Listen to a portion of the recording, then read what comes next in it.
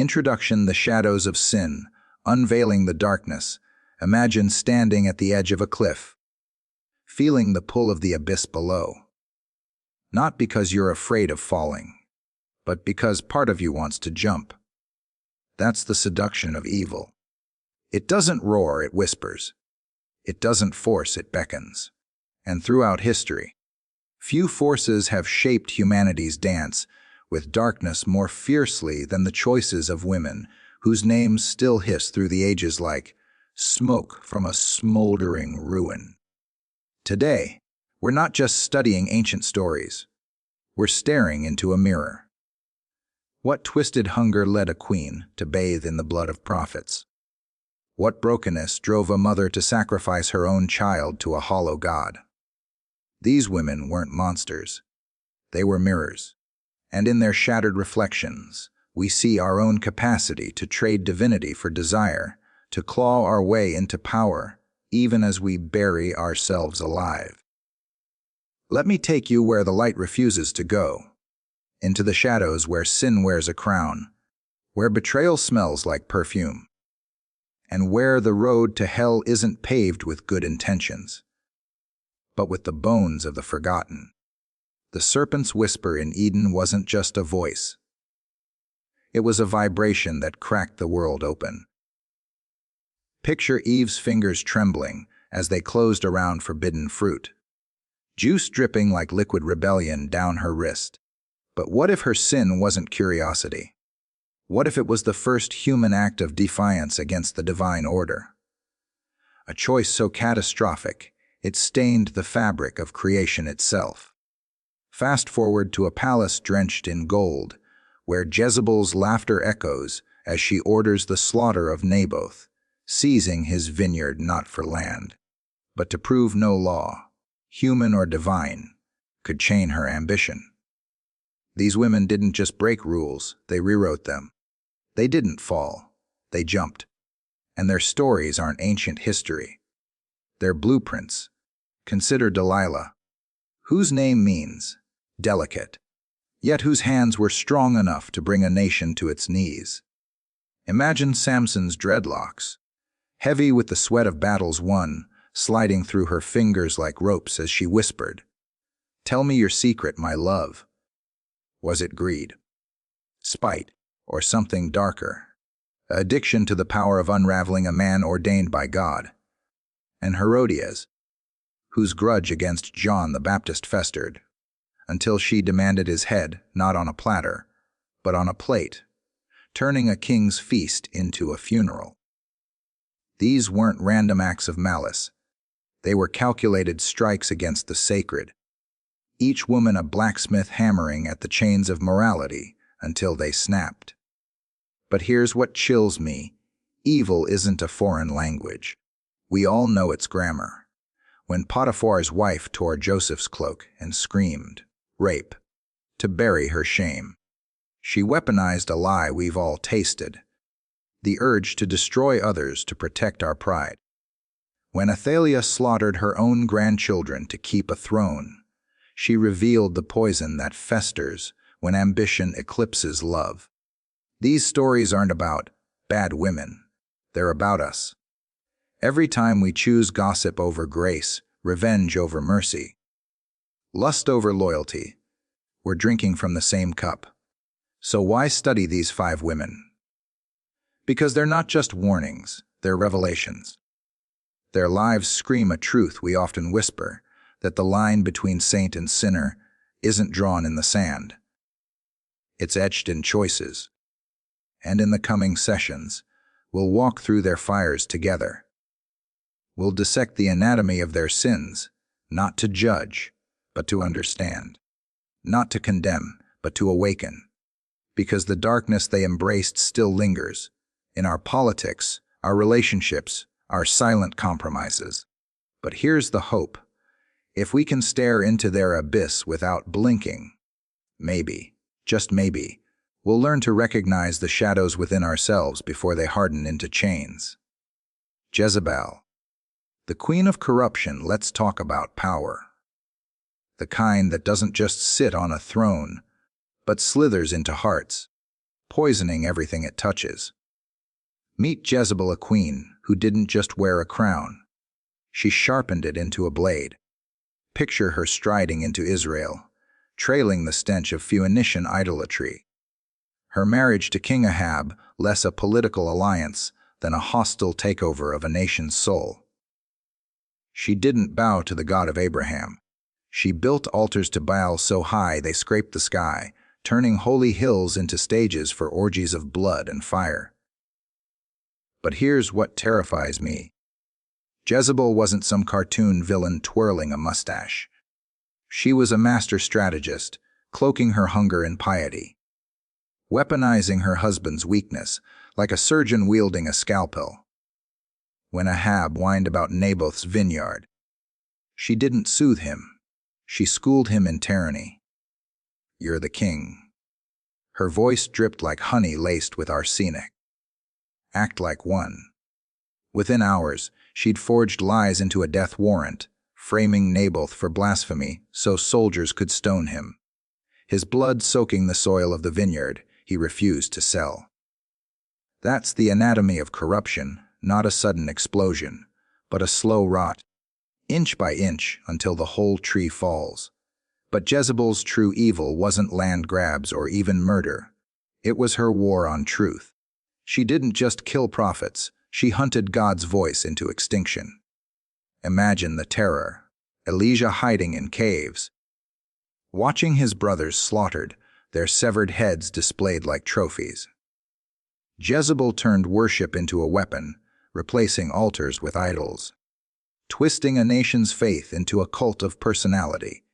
Yet in her arrogance, she underestimated the God she mocked. Remember Mount Carmel? Fire erupting from heaven, Baal's priests slaughtered, rain finally breaking a 3-year drought. Elijah's victory wasn't just a miracle. It was a mirror held up to Jezebel's hollow power. But did she repent? No. She sent Elijah a threat sharper than any sword. "May the gods kill me if I don't end you by this time tomorrow." Her defiance wasn't courage. It was spiritual blindness. A soul so calcified by pride it couldn't bend, even before divinity. And then, the fall.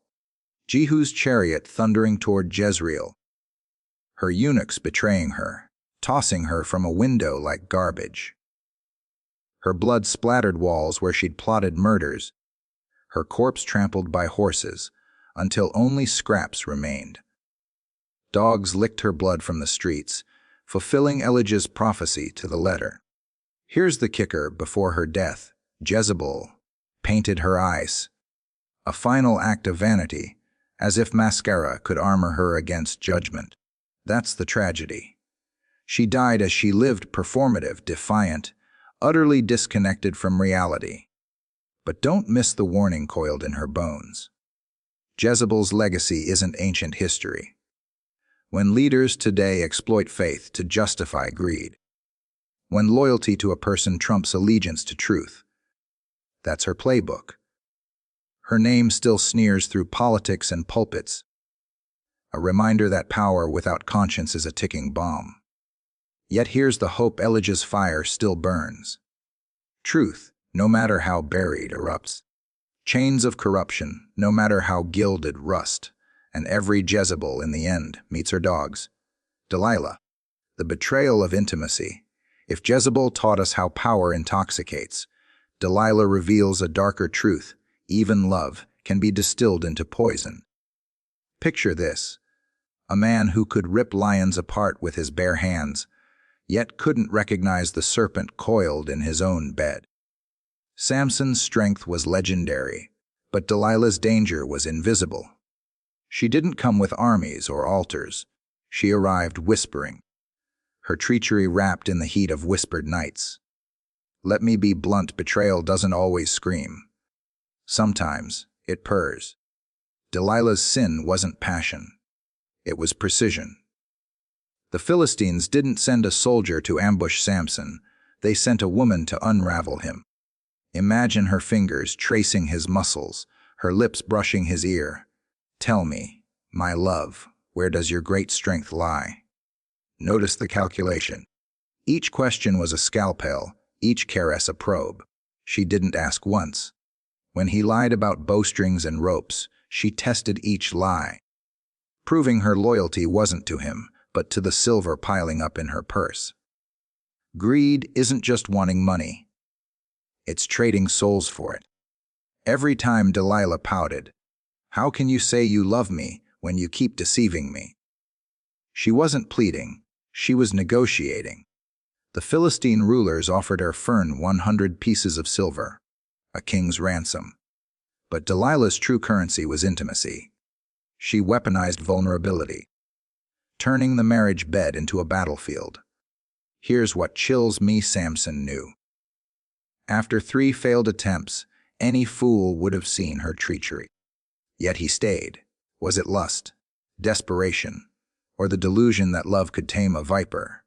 When he finally whispered his secret, "A razor to my head, and I'm weak as any man," it wasn't naivety that killed him. It was the addiction to a love that felt like home, even as it burned him alive. Delilah's kiss wasn't affection, it was a signal. As his hair fell, so did the Spirit of God. The man who once carried city gates up a mountain now blinked, shackled, as Philistines gouged out his eyes. And Delilah, she vanished, her pockets heavy with blood money. No tearful goodbye, no remorse. Just the silence of a predator who'd finished feeding. But let's not mistake her for a victim of circumstance. Delilah chose this, while Ruth clung to Naomi, declaring, "Your people will be my people." Delilah sold her lover's soul, while Esther risked her life to save her people. Delilah traded hers for profit. That's the moral void, a heart so hollow it confuses transactions for tenderness. Her legacy isn't just Samson's blindness. It's the warning that love, when detached from integrity, becomes a slaughterhouse. Yet here's the twist: Samson's story didn't end in that Philistine prison. In his humiliation, he finally understood true strength. Grasping the pillars of Dagon's temple, he prayed not for revenge, but redemption. The man broken by Delilah's lies died fulfilling his destiny. A flawed hero, yes, but one who reminds us that even the deepest wounds can't erase purpose. Delilah, though, history remembers her as a cautionary tale. Not a queen, not a warrior, just a woman who chose silver over sacredness, leaving behind nothing but a name synonymous with betrayal. So let me ask you, where are the Delilahs today? Not just the seductresses, but anyone who uses intimacy as a hunting tool. The coworker who mines your secrets over coffee, the friend who weaponizes your vulnerabilities. Greed wears many faces, but its fingerprints are always the same. Exploitation disguised as affection. Yet take heart, the Samsons of the world can rise again. Chains break, hair regrows, and no amount of silver can outshine the light that returns when we reject counterfeit love and reclaim the sacredness of trust. Herodias, the price of a dancer's grudge. But if Delilah's poison was served in whispers, Herodias's venom flowed from a throne. Picture this: a palace dripping in gold, the air thick with wine and ambition. A king drunk on power and lust, a queen seething with a grudge colder than winter, and a girl whose dance became a death warrant. This isn't a fable. It's a masterclass in how pride turns human hearts into slaughterhouses. Herodias didn't just want John the Baptist dead. She wanted him humiliated, decapitated, his sacred voice reduced to a party trophy. And she did it all without flinching. Let me take you to that infamous banquet. Herod Antipas, ruler of Galilee, throws a feast for his cronies. The table groans with roasted peacocks and honeyed figs, but the real spectacle isn't the food. It's Herodias' daughter, Salome, gliding into the room. Imagine her veils swirling, ankles chiming with jewels, every step a calculated seduction. This wasn't a dance. It was a predator circling its prey. Herod, half drunk on wine and arrogance, slurs, "Ask me for anything. even half my kingdom. But Salome doesn't decide. She glances at her mother. Herodias, coiled in her seat like a cobra. The request: give me the head of John the Baptist on a platter. No hysterics, no drama. Just cold, clean murder. Here's what terrifies me. Herodias nursed her hatred for years. John had publicly condemned her marriage to Herod, a union soaked in adultery and political scheming. While others might rage or plot in secret, Herodias stewed. She didn't just want John silenced, she wanted him erased. Notice the precision. She waits for the perfect moment, when Herod's ego is bloated, his judgment blurred. Then she strikes. Salome's dance was no accident. It was Herodias's trap, sprung with the elegance of a chess master. And when the platter arrived, John's severed head staring blankly at the revelers, Herodias didn't shudder. She savored it. This is the anatomy of pride. It's not just arrogance. It's the refusal to bend, even when truth screams in your face. John's crime wasn't insulting Herodias. It was exposing her. Every time he preached, "It's not lawful for you to have your brother's wife." Herodias's mask slipped. She could have repented, could have walked away.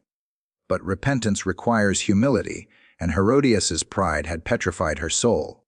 Instead, she doubled down, trading morality for the illusion of control. But let's not romanticize her as some tragic figure. Herodias was ambition incarnate. While Esther used her influence to save a nation, Herodias used hers to kill a prophet. While Mary Magdalene anointed Jesus' feet with tears, Herodias anointed her legacy with blood. Her sin wasn't passion. It was calculation. She turned motherhood into a weapon, her daughter into a pawn. And when the platter bearing John's head slid onto that banquet table, it wasn't just a man who died. It was Herodias's last shred of humanity. Here's the kicker: Herodias won and lost everything. The Bible doesn't record her remorse, only her ruin.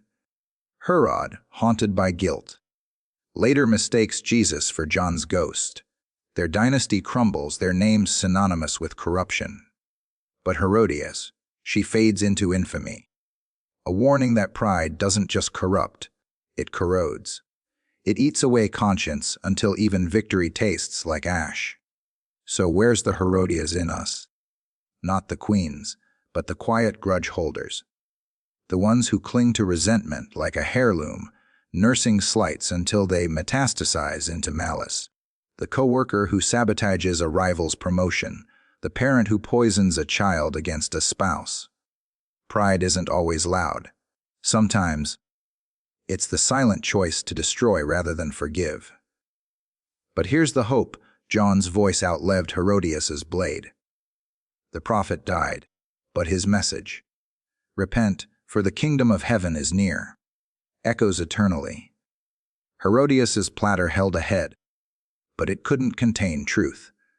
That's the paradox of evil: it wins battles, but never the war. So if you're trapped in a Herodias season, consumed by pride, vengeance, the need to win, remember, tombs are empty for a reason. Death doesn't get the last word. Redemption does, Athaliah. The bloody crown: if Herodias weaponized a daughter's dance to claim a prophet's head, Athaliah sharpened her grandmotherly embrace into a slaughterhouse blade. Let's cut through the niceties. This queen didn't just want power. She bathed in the blood of her own flesh to keep it. Picture Jerusalem's palace corridors, still reeking of funeral incense after her son King Ahaziah's sudden death. Most grandmothers would weep, gather their grandchildren close. Not Athaliah. Daughter of the infamous Jezebel, she learned early that royal cradles are just coffins waiting to be filled. So when her son's throne sat empty, she didn't mourn. She plotted. And in one night, the woman who should have been a protector became a butcher. I want you to hear the screams. Not the dramatic wails of battle, but the high-pitched terror of toddlers.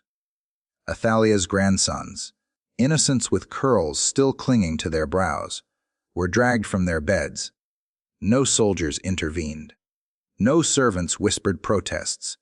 Why? Because the killer wasn't some invading army. It was their grandmother, the woman who'd bounced them on her knee, now signing their death warrants with a flick of her wrist. She didn't hire assassins. She commanded her own guards, her voice steady as a drumbeat. Leave none alive. Imagine the chaos, tiny sandals skidding across marble. Mothers clawing at armored knees, the wet thud of swords piercing soft flesh. By dawn, the royal nursery wasn't a nursery anymore. It was a morgue. All so Athaliah could sit on a throne still warm with her son's corpse. But here's the twist that chills me. Evil is never as thorough as it thinks. In the carnage, one baby boy escaped. His aunt, Jezebel, a woman whose name means oath of God, snatched Josh from his crib and hid him in the one place Athaliah wouldn't dare defile, the temple. For 6 years, this child grew up surrounded by Levites and incense, while his grandmother ruled a kingdom rotting from the inside. Athaliah's reign wasn't governance, it was a sledgehammer. She demolished altars, erected idols, turned Judah into a puppet of her family's pagan legacy.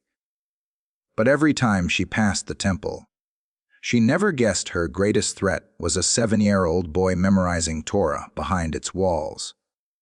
Athaliah's fatal mistake. She underestimated the resilience of the sacred. While she strutted in stolen jewels, a conspiracy of priests and nurses was brewing. High Priest Jehoiada, white-bearded and steel-spined, spent years preparing Josh to reclaim his birthright. Then, on a day Athaliah thought was as ordinary as any, he gathered the people in the temple courtyard. Trumpets blared. The crowd parted, and there stood Josh. Small but straight-backed, wearing a crown forged from his brother's stolen futures. When Athaliah heard the cheers, she raced to the temple, tearing her robes and shrieking, "Treason!" But the people didn't flinch. They'd seen her true face, a woman who chose a crown over kin, power over posterity. Her screams faded as guards dragged her past the very gates where her grandson's blood still stained the stones. Here's the raw truth. Athaliah's story isn't ancient history. It's a mirror. How many modern queens sacrifice family on the altar of ambition? The CEO who abandons her children to claw up the corporate ladder, the politician who betrays loved ones to bury a scandal, the influencer who monetizes her kids' trauma for likes. Athaliah's poison wasn't her violence, it was her calculation. She didn't kill in a fit of rage, but with cold-aid strategy. That's what makes her terrifying. She represents the part of us that believes the end always justifies the means, even if the means are our own humanity. But Josh's survival whispers a counter-narrative. Light thrives in hidden places.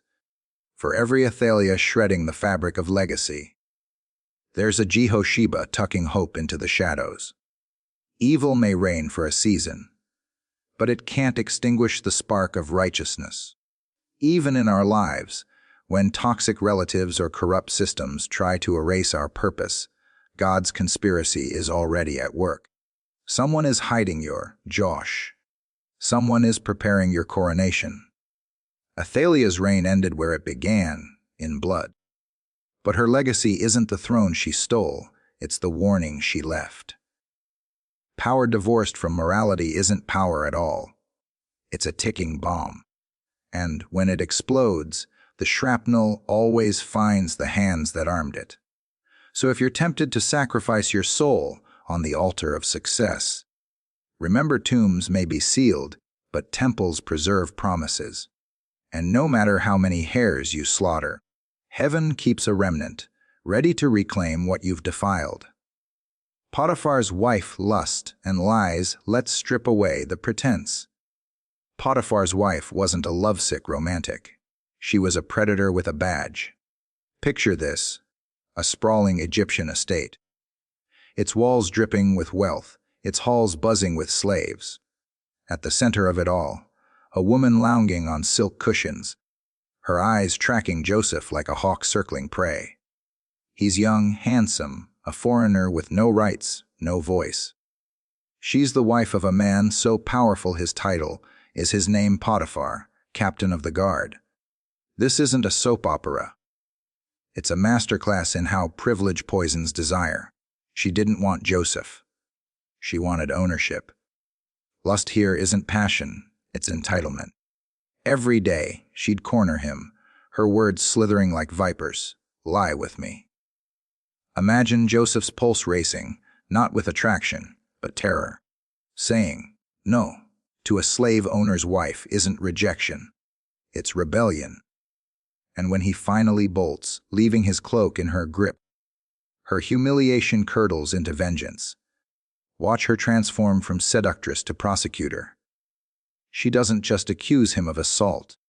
She weaponizes her husband's influence, her social capital, the systemic racism that paints a Hebrew slave as inherently guilty. Her lie isn't spontaneous.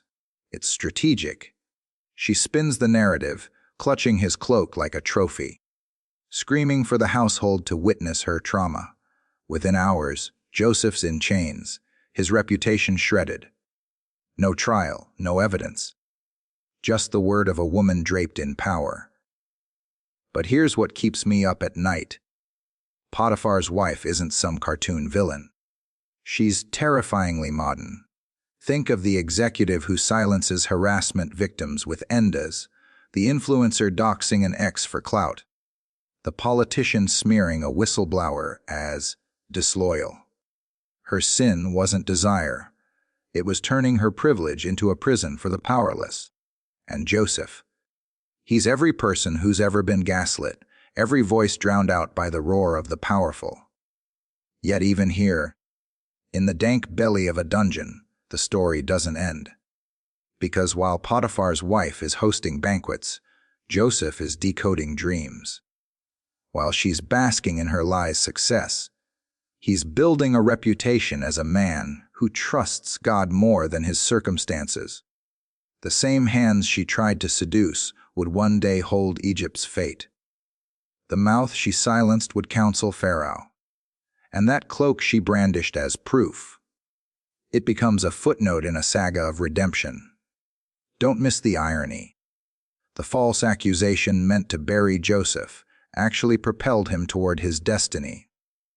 Prison introduced him to the cupbearer, who'd mention him to Pharaoh. The betrayal that shattered his present became the bridge to his future. Meanwhile, Potiphar's wife, her name isn't even recorded. She's reduced to a plot device, a blurred face in Joseph's triumph. That's divine justice, not a lightning bolt, but a quiet unraveling. This isn't just ancient gossip. It's a warning. Lies laced with privilege don't just harm individuals, they corrode societies. Every time we weaponize our status to crush the vulnerable, we're replaying her sin. But it's also a challenge when you're the Joseph in the room. Outranked, outnumbered. Remember his choice. He fled. He kept his integrity. He trusted God's clock. And though the pit, the prison, the pain felt endless, they were merely detours to a palace. Potiphar's wife thought she'd written Joseph's epitaph. Instead, she authored his prologue. So if you're shackled by someone else's lie, hear this: your dungeon isn't your destiny.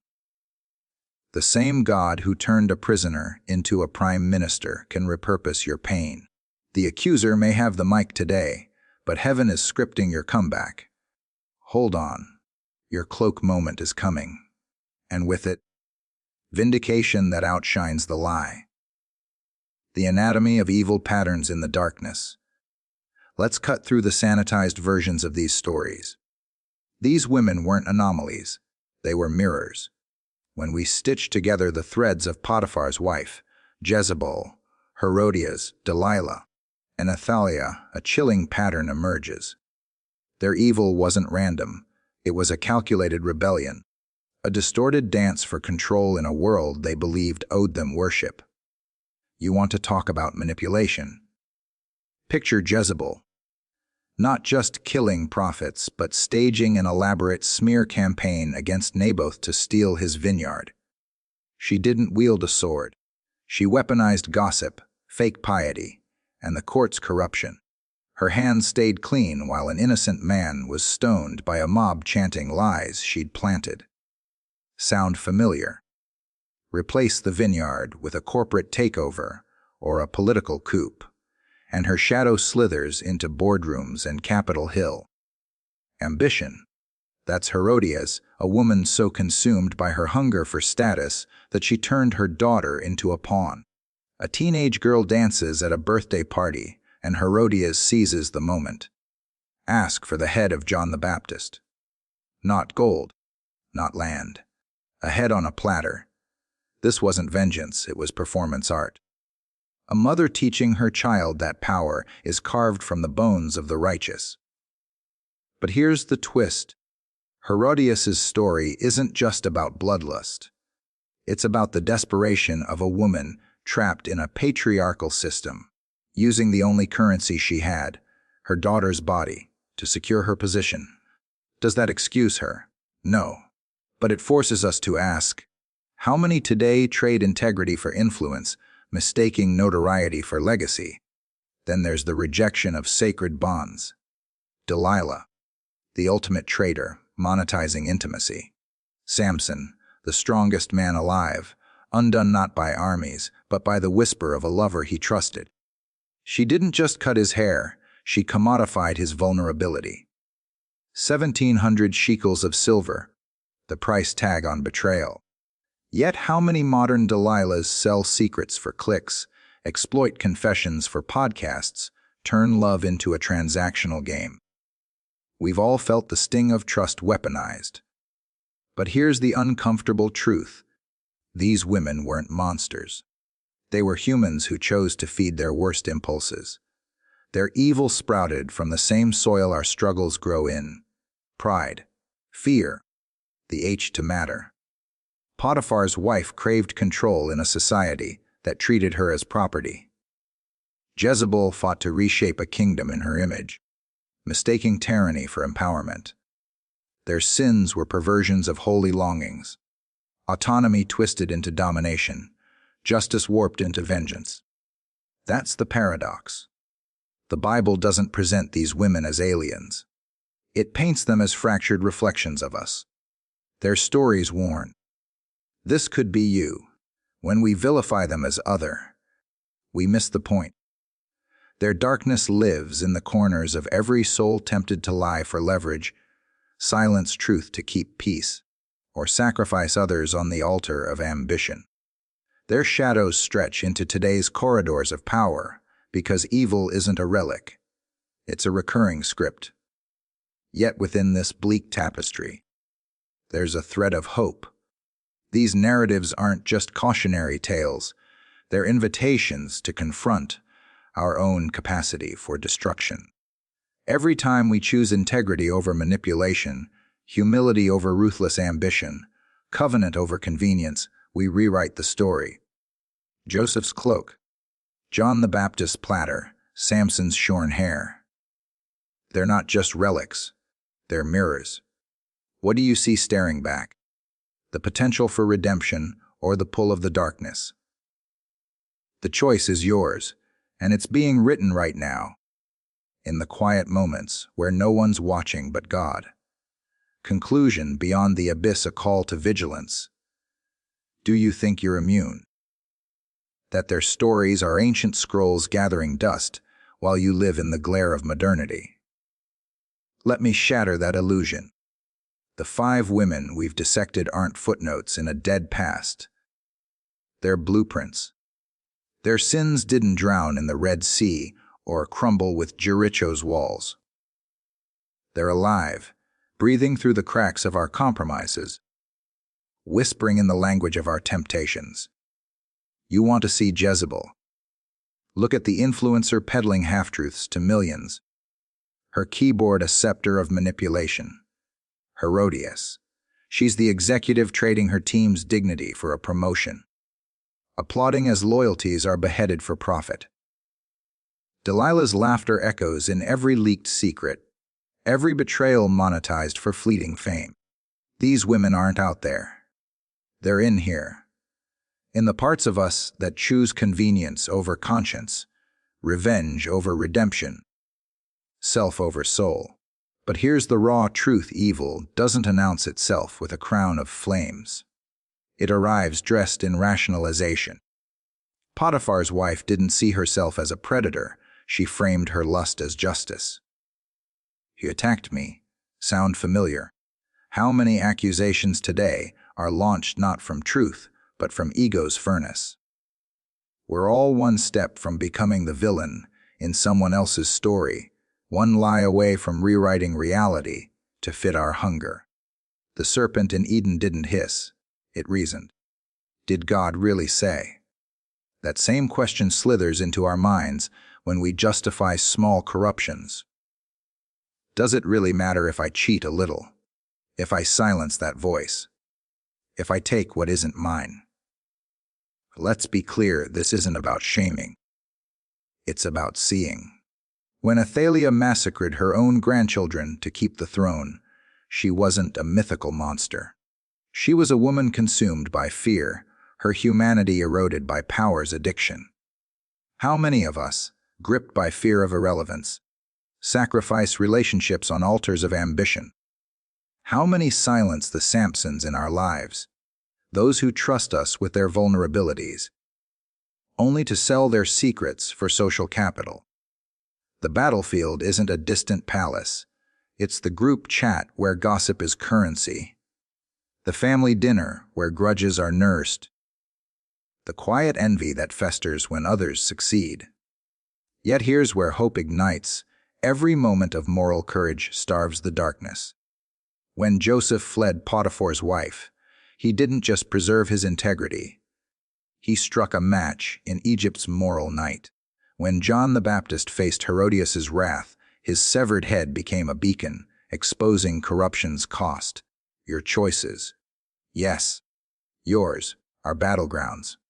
Refusing to share that rumor, that's light. Rejecting the easy lie to save face, that's light. Choosing forgiveness when vengeance sings its seductive tune, that's light piercing the abyss. Evil falls. Always. Jezebel was thrown from a window. Herodias faded into obscurity. Delilah's silver bought her a grave. But the war isn't won. It's renewed with every generation. The serpent's head may be crushed, but its body still writhes in the systems we tolerate, the apathy we cradle. So arm yourself, not with swords, but with sacred stubbornness. Clothe yourself in the armor of no. No, I won't compromise. No, I won't weaponize. No, I won't look away. This is your prophetic moment. The world is thick with shadows, but you, carrier of the divine spark, were born for such a time. Walk into the boardrooms, the voting booths, the prayer closets, and disrupt. Let your life be a rebellion of love so fierce, so relentless, that darkness trembles. The abyss may be deep, but deeper still is the light no void can extinguish. Stand. Shine. The next chapter is yours to write. Make it blaze.